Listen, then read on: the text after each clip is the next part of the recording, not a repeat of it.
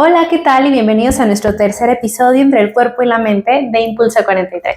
Es correcto, bienvenidos sean todos a este gran episodio donde vamos a hablar un poco más acerca de lo que ayer estábamos viendo justamente con Juan Rosales. Exacto, y antes de comenzar, nos volvemos a presentar. Yo soy Sara Rosales, soy psicóloga y terapeuta. Mi nombre es Diego Rosales, soy estudiante de medicina. Y el día de hoy tenemos un tema que justo está muy en mente con todo lo que hemos estado revisando y como tú nos decías, ¿no? Tiene que ver con todo esto de enfrentar al fantasma y hasta el título va a tener que ver, porque nuestro título se llama El fantasma en el baúl. El fantasma en el baúl, ¿no? Bastante complejo.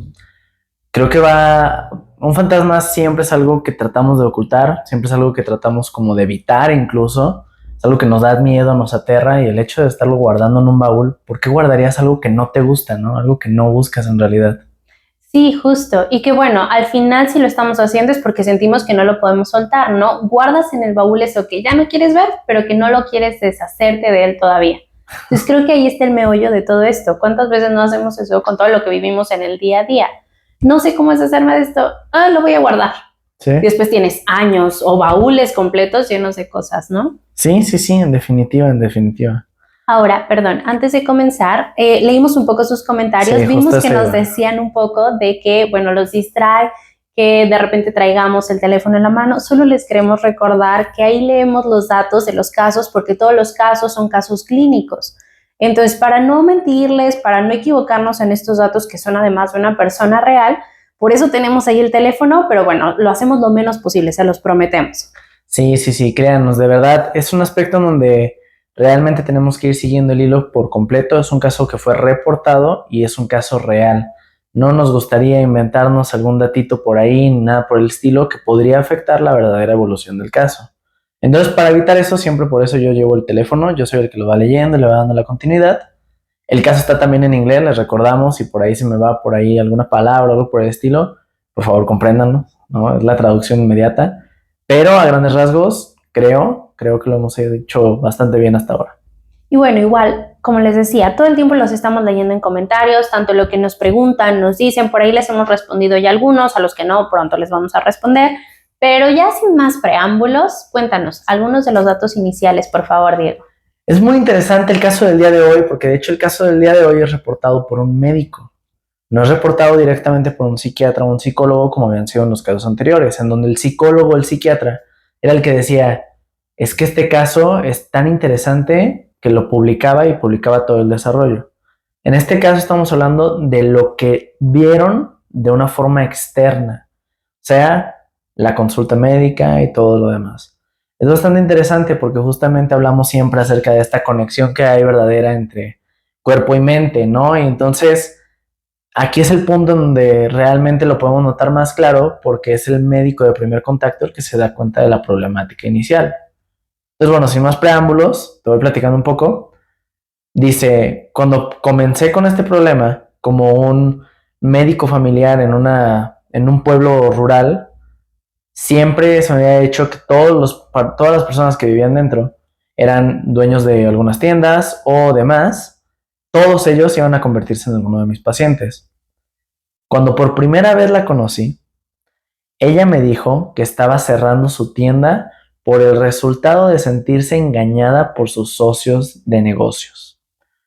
Hasta aquí es un aspecto, creo que bastante curioso, igual lo veremos un poco más adelante, pero ya desde aquí creo que pudieran ser como signos de alarma, ¿no? O sea, en teoría, dentro del desarrollo completo del caso, dentro de todo lo que establece, ella misma menciona, es un negocio que ella inicia, invita a algunas personas y prefiere mejor ella cerrarlo cuando se siente completamente engañada. Ese negocio que era su principal fuente de ingreso, ¿no?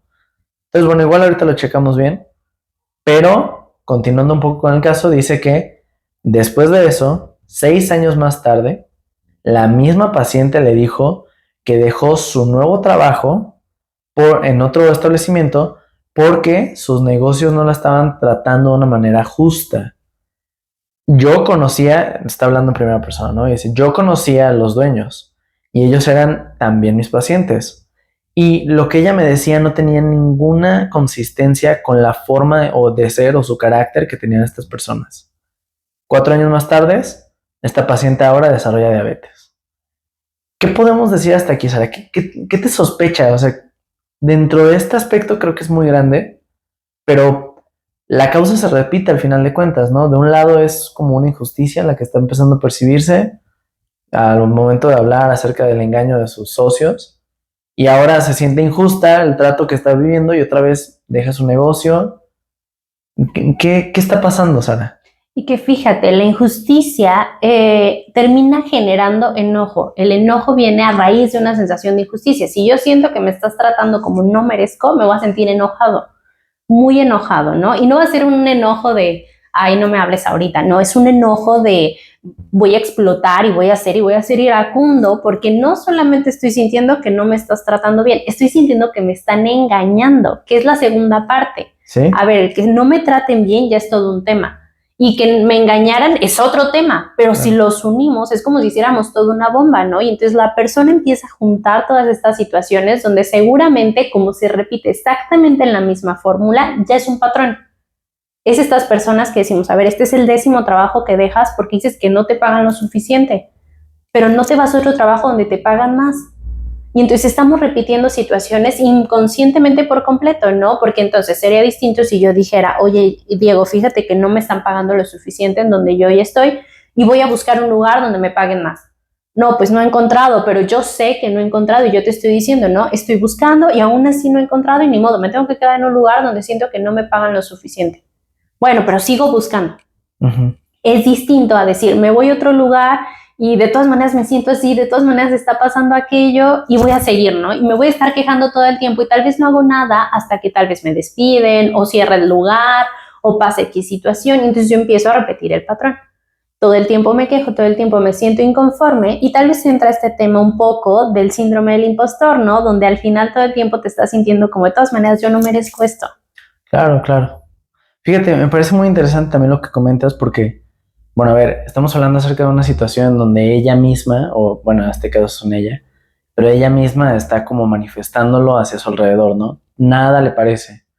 Pero personalmente también podría ocurrir, ¿no? O sea, ella misma podría sentirse inconforme con las cosas que ella misma haga.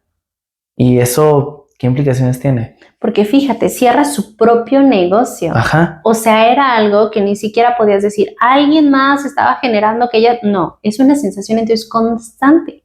O sea, en algún punto tal vez algo detonó y a partir de ahí cada vez que alguien me vea levemente mal o que me voltearon a ver y se volvieron a voltear rápido y yo luego interpreto, se está burlando de mí, que de repente tenemos estas situaciones como muy ilusorias, ¿no? Donde yo voy caminando, donde yo voy haciendo y digo, seguro están hablando mal de mí. Oye, pero ¿los conoces? No, pero seguro está pasando. Y entonces eso no viene por ellos. Eso no viene porque justo esas personas muchas veces viene del cómo yo lo estoy interpretando. Entonces, esta interpretación sí o sí tiene que venir de una vivencia que ya me generó a mí un dolor tal que entonces me lleva a interpretar que en todas las situaciones van a estar pasando exactamente la misma situación, ¿no? Ya sea desde que yo vi que a alguien justo lo trataron súper mal, ya sea que a veces viene desde esta comparación entre los hermanos, ¿no? Con un ser querido y entonces porque a mí no me dan lo que a él le dan, o porque a mí no me están tratando como a ella la tratan, o porque a ella le dan tantas cosas y a mí no me las están dando, y entonces en esta situación de comparación termina sintiéndose injusto. Claro. Entonces voy en una constante lucha ilusoria por encontrar esa justicia, ¿no? Ese que a todos nos traten igual, que a nadie nos engañen, que si un día yo escucho una mentira, y que esto puede ir desde... Yo le dejé a mi hijo creer 15 años que el Santa Claus existía. Ajá. Y entonces un día el niño se entera y cuando llega a casa yo le digo, ay, ¿cómo no te diste cuenta antes? Uy, bueno, pues desde ahí el niño puede haberse sentido profundamente engañado. Que es distinto a que el niño se entere y yo le digo, sí, chin, bueno, era para mantenerte la ilusión y vamos a ver, mira, te voy a explicar cómo sucedió, ¿no? Ah, bueno. Incluso muchas veces pasa eso, ¿no? Como que infravaloramos el aspecto consciente que puede, o cognitivo que puede tener un niño y decimos, no vale la pena explicarle porque no lo va a entender. Pero pues, tal vez sí lo va a entender y tal vez de hecho es necesario explicarles, ¿no? Toda esta clase de situaciones. Sí, que a ver, no se le va a explicar como le explicamos a un adulto, ¿no? Claro. Pero sí se le va a explicar como le explicaríamos a un niño. Por eso decimos que hasta la muerte se la tenemos que explicar a los niños. Es muy grueso. No es lo mismo que yo le diga a un niño, ay, pues se fue a un lugar mejor, porque entonces el niño no entiende la muerte y va a decir, pues déjame, voy al lugar mejor, aquí tengo que hacer tarea. Y entonces es una situación de que tenemos que explicarle al niño a ver, tu abuelita, tu abuelito, tu primo se murió, no, seguramente no se quería ir, seguramente no fue su decisión, no puedes irte allá por decisión, está pasando por esto, por aquello, pero mira, cuando oremos, si es lo que yo creo, o si cuando tú quieras hablar con él, puedes hacerlo y él te va a escuchar. No necesitas ir, él se murió, algún día vas a morir y vas a ir allá, pero va a estar bien, no te preocupes. Ah, eso es distinto, porque entonces el niño entiende la realidad. No le estoy diciendo se murió de cáncer, sufrió muchísimo Claro. y tuvo una muerte dolorosa. No, le estoy diciendo murió, es una realidad. Le estoy explicando que no puede ir allá con esa persona por decisión propia y le estoy explicando que va a estar bien, que él va a estar bien y que si tiene dudas me las haga saber. Fíjate, a lo mejor nos vamos a salir relativamente un poco del caso que ya tenemos porque te quiero platicar otro caso. Y es que cuando nosotros estábamos tomando la materia de tanatología, la profesora un día nos habló acerca de un caso bueno, era la paidopsiquiatra dentro del Hospital Civil Nuevo. Si mal no me acuerdo. Y además estaba como a cargo de un área dentro del área psicológica. Ella, lo importante es que nos comentaba de que uno de sus casos era de un niño que tuvo un mutismo, justamente como lo hablábamos, un mutismo completo, decidió dejar de hablar y conforme pasaron las sesiones, es que entonces le comenta de que está muy enojado con su papá. Le dice de que, oye, pero es que tu papá se acaba de morir.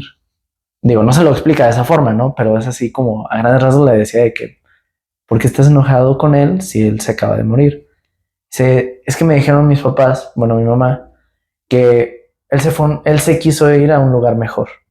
Sí, entonces, ¿por qué se fue de mi lado? Dice, ¿por qué decidió irse de mi lado? Entonces, que la doctora pues se llevó todo un proceso muy largo tratando de explicarle al niño algo que desde un inicio le hubiera sido muy fácil. De hecho, lo vimos en esta clase justo de cómo explicar esta mala noticia. Ella nos decía, es que el niño no lo va a entender directamente. Si tú le dices, es que él va a estar en un lugar mejor, el primer pensamiento de que va a tener el niño va a ser, ¿y por qué lo hizo? ¿Por qué se va a un lugar mejor? Y que ella ponía el ejemplo, para el niño no es morir el equivalente a irse al cielo. Para el niño el equivalente a morir es irse a Alemania, a Rusia y ganar millones de dólares. Entonces es donde se preguntan, ¿por qué? ¿Por qué lo hacen y por qué me abandonan? Sí, que es un tema de que entonces a veces son palabras y que las decimos con la mejor intención porque decimos no quiero que sufras. Sí, claro, pero a veces en este no sufrimiento terminamos generando más secuelas. La muerte para los niños hasta cierta edad se entiende como un abandono. Claro. Y entonces si yo al niño le recalco esto de decidió irse, se fue a un lugar mejor, entonces el niño crece con esta idea inconsciente del abandono, ¿no? Pues entonces, o sea, yo me quedé aquí solo y estoy sufriendo, ¿no? O yo estoy sufriendo porque él se fue y él está en un lugar mejor. Entonces ahí es donde entra la importancia de estas explicaciones y que según en el caso de nuestra chica del día de hoy nos vamos a dar cuenta en algún punto que tal vez alguien no le dio la información necesaria y ella la interpretó. Sí, en definitiva, digo, ahorita lo vamos a ver un poco más, pero justamente abordan mucho ese tema. La razón del por qué escogimos este caso y por qué también hablaba del otro es porque los dos comparten una característica y es el hecho de que desean hablarlo o no desean hacerlo. En el caso de mi profesora, pues el niño no deseaba hacerlo, pero en este caso es un tema bien complejo. Vamos retomando el caso, porque entonces ahora sí viene una bomba que también quisiera saber tu opinión, que es el hecho de que a los 4 años después que le diagnostican diabetes, pasan un año, pasan 2 años, y entonces regresa y su diabetes fue mal controlada, siempre ha estado mal controlada. Y ella siempre tiene una excusa para decir el por qué no ha hecho ningún cambio en sus hábitos alimenticios, en el ejercicio o simplemente en tomar la medicina. Entonces, cuando nota este patrón es cuando ya finalmente dice, ¿sabes qué? Lo dice el médico, dice, ¿sabes qué? Definitivamente tengo que mandarla a una segunda consulta, ¿no? Antes de mandarla es que entonces ahora sí le hace un interrogatorio un poco más dirigido hacia el lado psicológico y le pregunta si de alguna forma ha tenido alguna manifestación adicional, ¿no? Y ella le dice que no, pues de hecho tengo insomnio casi todos los días, me cuesta mucho dormir y tengo muchas, pero muchas pesadillas. Cuando todo esto pasa es que entonces él dice, ¿sabes qué? En definitiva, este es un caso que va más allá de mis facultades, lo mando a un psicólogo y bueno, es ahora sí donde empieza el desarrollo del caso, el inicial. Ya después nos vamos a platicar, te platico bien qué fue lo que le pasó en realidad, pero desde aquí, ¿por qué no se controla la diabetes? ¿Por qué, a pesar de que ella sabía, y en el caso, en el desarrollo completo, sí dice de que le dijo en esencia todas las complicaciones que iba a tener, la paciente empezaba a tener complicaciones, pero a pesar de eso, no se lo controlaba. Y siempre con una excusa. ¿Por qué pasa eso? Bueno, en primera, yo no sé qué tan complicado es el cuidado de la diabetes. ¿Es difícil? ¿Requiere muchas cosas? Es complejo en el sentido del médico, porque realmente lo que ya te llega como paciente es tómate esta pastilla, haz esta dieta, haz este ejercicio, ¿no? El médico no regularmente debería de ser enfocado en darte una dieta, pero aun cuando es así, las reglas siguen siendo las mismas. Es dieta, ejercicio y una que otra pastilla. Dependiendo de la gravedad o del avance de tu enfermedad, es que entonces tomas más o menos pastillas. Es donde ya te inyectas insulina, es donde ya te tomas otra pastilla, etcétera, ¿no? Pero el tema aquí es de que las complicaciones de una diabetes maltratada es muy grave. De hecho, yo casi te podría decir que al menos llega 1 o 2 casos nuevos por semana al hospital de pacientes que tienen un pie diabético, que es la complicación clásica. El problema es que el pie diabético te puede llevar a que incluso te tengan que amputar. Entonces nosotros como médicos sí nos dicen de que digan al paciente la realidad. Es una enfermedad que puede ser controlable, tienes que hacer esto para controlarla. En el dado caso en donde no se puedan seguir las cosas, se puede complicar. ¿Y cuáles son las complicaciones? Es esto, pueden llegar a perder un ojo, son muchas cosas, son muchísimas cosas y sí lo tenemos que platicar. No en el sentido de asustar, obviamente, pero sí en el sentido de que comprendan la raíz de su enfermedad. Al final de cuentas, el conocimiento empodera a la persona. Claro. Entonces, a mí lo que me saca un poco de lado y la parte de que el médico entonces en ese punto haya dicho, sabes que esto no me hace sentido, es el hecho de que le dice todo el panorama, pasa 1 o 2 años y aún así ella no hace ningún seguimiento de su enfermedad. Ninguno. Muchos pacientes llevan aunque sea la medicación, llevan aunque sea la dieta, llevan aunque sea el ejercicio y por una que otra razón algunos dejan de lado algunas otras partes, ¿no? Pero hacer dieta ya es suficiente como para que al menos avances un poco, ¿no? Tomarte la medicina, al menos es suficiente.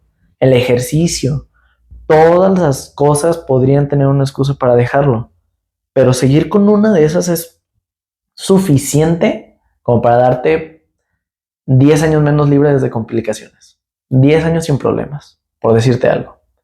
Digo, así un número al azar, ¿no? Pero imagínate, ¿no? Y ella no siguió nada, nada. A pesar de que se conoce su enfermedad y a pesar de todo, siempre busca una excusa para no tratarse. ¿Por qué? Fíjate, aquí entrarían dos cosas. Uno, existe un duelo por enfermedad, porque entonces la diabetes la entendemos y cualquier enfermedad crónica la entendemos como la pérdida de la salud y entra un tema de duelo, genuinamente lo tenemos que tratar así, porque la persona está perdiendo algo que pensó que iba a tener para siempre. No crecemos diciendo, voy a perder la salud en algún punto. La realidad es que crecemos creyendo que vamos a permanecer en saludables la mayor cantidad de tiempo posible. Entonces, si somos jóvenes o si estamos apenas en esta adultez tardía y tenemos un diagnóstico de este tipo, entra todo un proceso de duelo donde tal vez nos quedamos atorados en la negación. No, no fue tan grave. No, no es para tanto. No, no es cierto, yo no tengo esto, se están equivocando. Ya te dieron 10 diagnósticos, no importa, se están equivocando los 10 médicos que me dijeron que tengo diabetes. Pero parte número 2, la tendencia de cuidado se aprende. Entonces, si yo crezco en un ambiente donde me enseñan que me tengo que cuidar, que tengo que buscar mi bienestar, que lo importante es la salud física, emocional, espiritual, todo esto, entonces yo lo voy a hacer inconscientemente. Okay. Pero si yo crezco en un ambiente donde justo no me dicen ya te cuidaste, ya hiciste, mira, es importante hacer ejercicio 15 minutos al menos, mira, entonces yo no lo voy a hacer. Lo puedo aprender a hacer, pero mi tendencia va a estar a esta renuencia, porque yo voy a aprender que lo correcto es esto, no hacerlo, no es necesario. Y que entra una tercera parte por ahí, que es esta sensación de tal vez genuinamente no te quererte cuidar por una pérdida completa de la esperanza, ¿no? Ya me dijeron que tengo diabetes, tal vez para mí el diagnóstico de diabetes es un diagnóstico de muerte, me voy a rendir. Wow. Ahora quiero que lo conjuntemos un poco los datos con lo que te voy a decir. Cuando llega ya con el psicólogo o el psiquiatra, el diagnóstico, ya cuando empieza a hablarlo, fue de un abuso sexual en la infancia. Entonces, ella reportó que fue abusada por su abuelo y que jamás había informado nada de esto. Aunque ella lo quiso hacer en muchas ocasiones, nadie jamás la quiso escuchar. Era muy difícil para ella vivir con esto, resultando en algo vergonzoso y en coraje. Y accedió a seguir atendiendo con su terapeuta, quien estaba especializada en un trauma, ¿no? Para poder tener este seguimiento. Desde este punto ella cooperó y a partir de ese punto empieza a seguir con su tratamiento médico, empieza a seguir con su dieta y demás, y tiene una pérdida de 25 libras y su diabetes estuvo muchísimo mejor controlada. Fíjate que me parece a mí muy interesante ese tema porque la adherencia al tratamiento en muchos de los casos es el coco del médico. Es el coco del médico porque, bueno, es doble, porque también es el hecho de que tú no estás ayudando a alguien realmente si no puedes asegurarte de que el paciente tenga un apego. Claro. Pero no te puedes asegurar directamente que el paciente tenga ese apego, ¿sabes? Porque no somos niños, somos adultos, entonces tienes que darle sus pastillas y decirle, por favor, tómatelas. Claro, estar al pendiente es bueno y demás, pero pues aún así está la posibilidad de que te mientan, ¿no? En muchos de los casos. Y la mejoría no va a estar presente. Entonces, me parece muy, muy complejo ese tema de la adherencia al tratamiento y cómo es que en muchas de las situaciones, la verdad es que la población mexicana, hablando en particular, al menos en la experiencia que yo he podido tener, es bien renuente con los medicamentos, bien renuente. Te dieron esta pastilla y cuando llegan ya al hospital, en la situación más crítica y demás, te dicen, no, pues ya tengo como un año que no me la tomo. Claro, hay situaciones especiales donde sí dices, no, pues en definitiva no había de otra, como que lleguen y te digan, es que esa pastilla me cuesta 1,000 pesos y no lo puedo costear. Ahí lo entiendes completamente.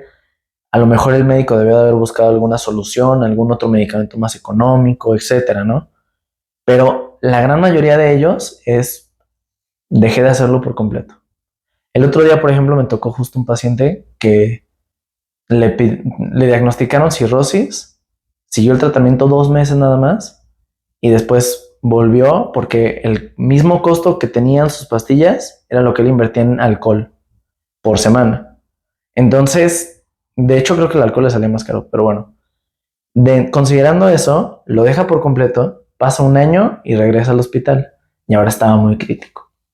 Entonces, en este caso de esta paciente, por ejemplo, este caso en donde ella nunca lo había hablado, ella nunca había nada y pierde por completo la adherencia a su tratamiento, ¿por qué ocurre? Ya nos habías platicado acerca de cómo es que podría estar perdiendo la esperanza, cómo es que había muchas posibilidades, pero en un caso de abuso sexual, en un caso concreto como este, ¿qué fue lo que hizo mal el médico? ¿Podría ser? No sé. No, mira, fíjate que yo creo que ni mal el médico y la realidad es que hasta cierto punto ni mal ella. Porque, a ver, en temas de abuso sexual, y ya creo que ya lo habíamos hablado en otro episodio, pero si no, lo hablamos por ahí en uno de estos videos que subimos a las redes. En casos de abuso sexual, uno de los primeros síntomas es una sensación constante de culpa. Entonces, la persona se siente culpable por el abuso sexual y ni siquiera el perpetuador, la persona que es víctima de.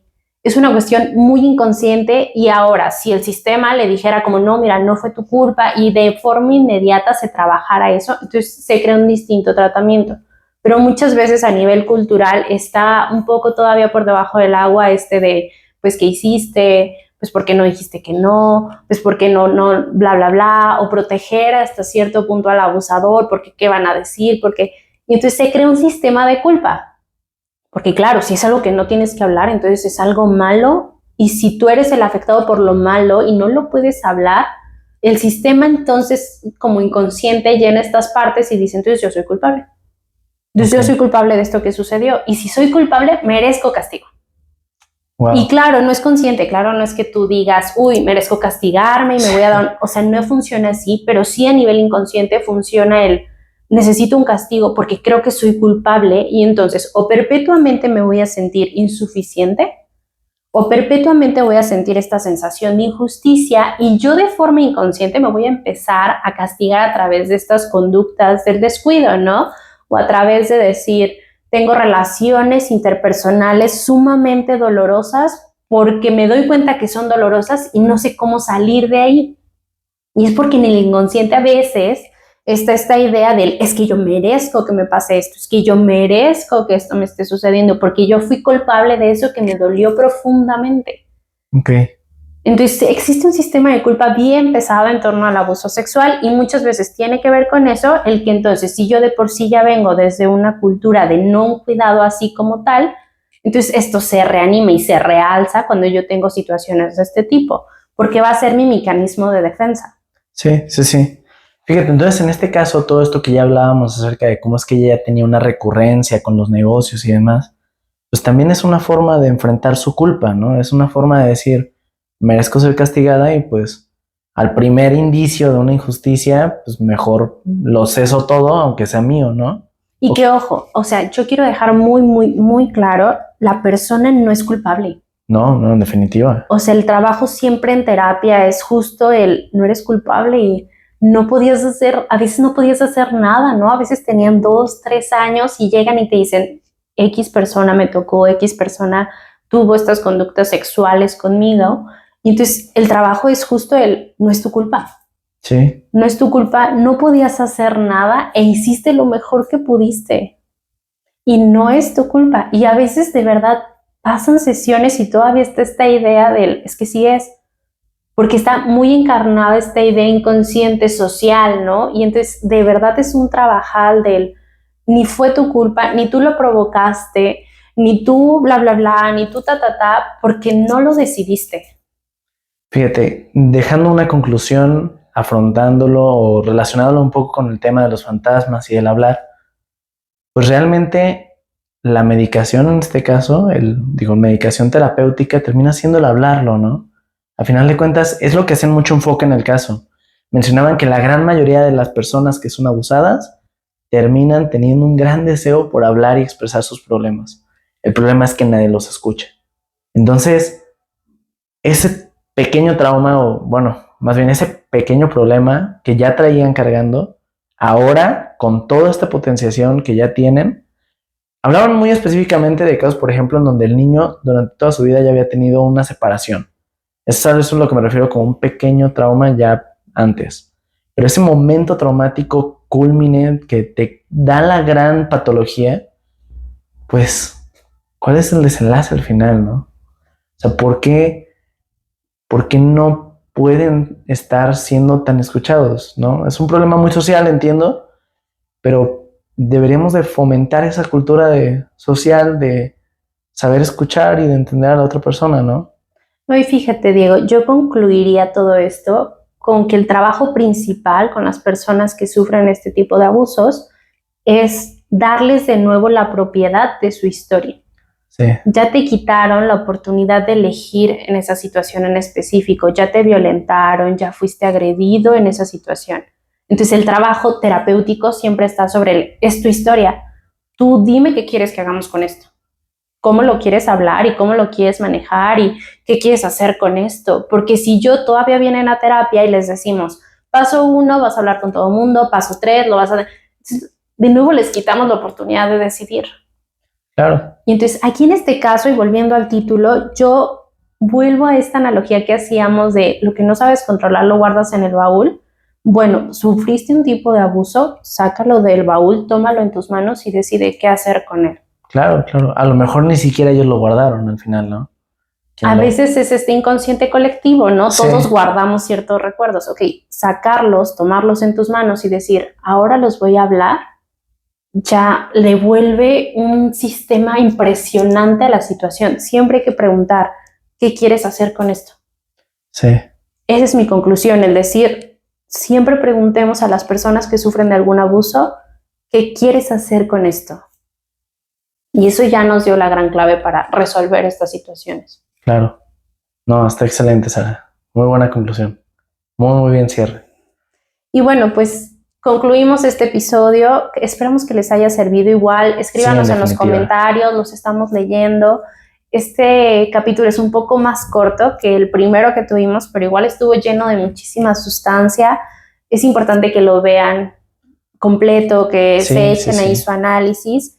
Y bueno, vamos a seguir, nos vemos de nuevo mañana, viernes, y entonces podemos hablar de más cosas relacionadas a esto. Sí, y no olviden dejarnos su opinión en los comentarios. También es muy interesante y es muy importante conocer qué es lo que ustedes opinan al respecto de estos casos. Tal vez tienen una opinión diferente o tal vez les surge una duda al respecto. Todo eso es muy importante que nos lo comenten y siempre estaremos al pendiente para ustedes. Y por último, no olviden compartir, no olviden dar me gusta, no olviden seguirnos para que no se pierdan justo ningún episodio y todos estos casos clínicos tan interesantes que nos trae Diego no se queden sin ser escuchados. Yo creo que sin más por el momento, lo esperamos a la próxima sesión. Nos vemos.